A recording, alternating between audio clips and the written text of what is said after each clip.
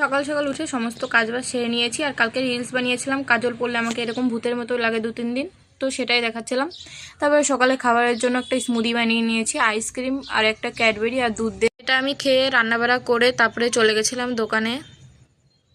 দোকানে গিয়ে দেখি বর বসে আছে, তো বরকে একটু এটা দিলাম, যেটা বানিয়েছি স্মুদি বলবো না কি বলবো জানি না। তো বরমশাইকে দিয়েছিলাম। আর চিনিটা একটু বেশি হয়ে গেছিলো, এর জন্য নেক্সট টাইম বানালে চিনিটা দেবো না, কিন্তু খেতে খুব দারুণ হয়েছিল। দোকানে গিয়ে আমার কিছু কাজ ছিল আর্ট পেপারের, তো সেটাই আমি করতে বসেছিলাম। আর পাশের বাড়ি একটা ছেলে এসে কি বলে দেখো।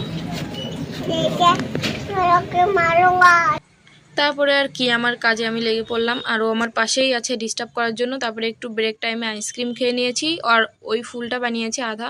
তো বাড়ি এসে আমার ছানা বাচ্চাটাকে একটু খেতে দিয়েছি। আর প্রচণ্ড গরম, সব জায়গাতেই বন্ধ, কিন্তু রাজস্থানের অবস্থা দেখো, এর থেকে আগে একটু অনেক ভিড় ছিল, পুলিশ আসাতে সবাই পালিয়ে গেছে।